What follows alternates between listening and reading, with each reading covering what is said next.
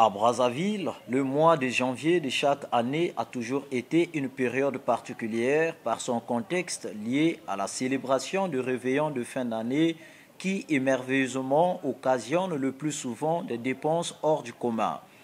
La plupart du temps, les populations sont motivées à se faire plaisir.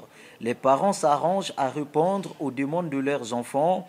De part et d'autre, l'argent circule, les marchés sont envahis et les vendeurs se font le chiffre d'affaires, car la demande est énorme. Mais après cette période des festivités, la vie doit continuer, notamment chez les commerçants qui espèrent toujours écouler leurs marchandises dans les marchés.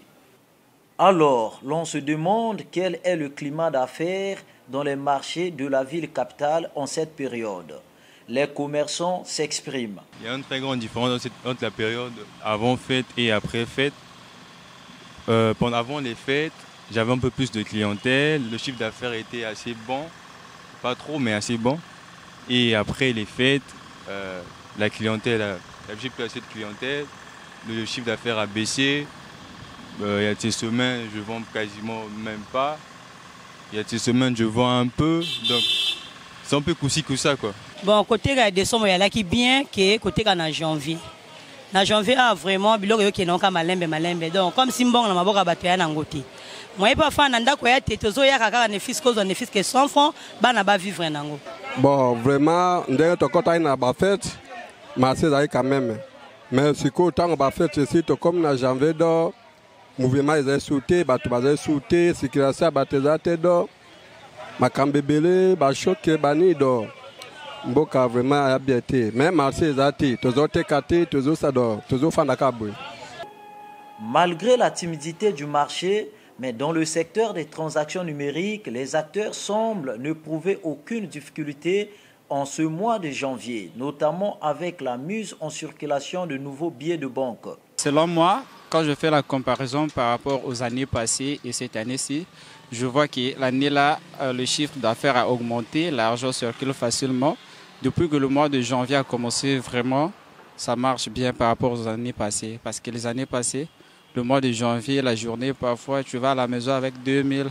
Or, actuellement, si je fais avec 5000 à la maison, ça veut dire que j'ai mal travaillé. Sinon, je suis au-delà de 5000. Donc, je vois que cette année-ci, vraiment, l'argent circule correctement vu qu'on a changé la monnaie. Donc, c'est ce qui permet que l'argent circule correctement. Une grande partie des Congolais traversent souvent des moments sombres durant le mois de janvier par faute de prévention ou de gestion. Cependant, d'autres parviennent à mieux s'en sortir par une gestion responsable de leurs dépenses durant la période des fêtes.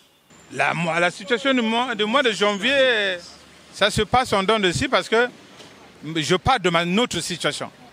Mais étant donné qu'on a un petit travail. Mais le petit travail là aussi, on ne vous paye pas. Mais comment vous allez vivre, papa? On revient à la case de départ. C'est comme si on ne travaillait pas. On est là, c'est zéro. De mon côté, ça se passe très bien. Parce que j'ai su gérer mes dépenses, si je peux le dire comme ça. Parce que pendant la période des fêtes, certaines personnes, ils font quoi? Ils dépensent de l'argent. Et moi, je peux dire que ça, c'est des dépenses bêtes. Ils dépensent des trucs futiles, si je peux le dire comme ça. Et moi, j'avais compris ce système. Et qu'est-ce que j'ai fait pendant les fêtes? J'ai dépensé, mais je n'ai pas fait la folie avec l'argent. Je n'ai pas fait du n'importe quoi avec. J'ai pensé à épargner. Voilà pourquoi au mois de janvier, je me retrouve tranquille, serein. Je mène ma vie tranquillement.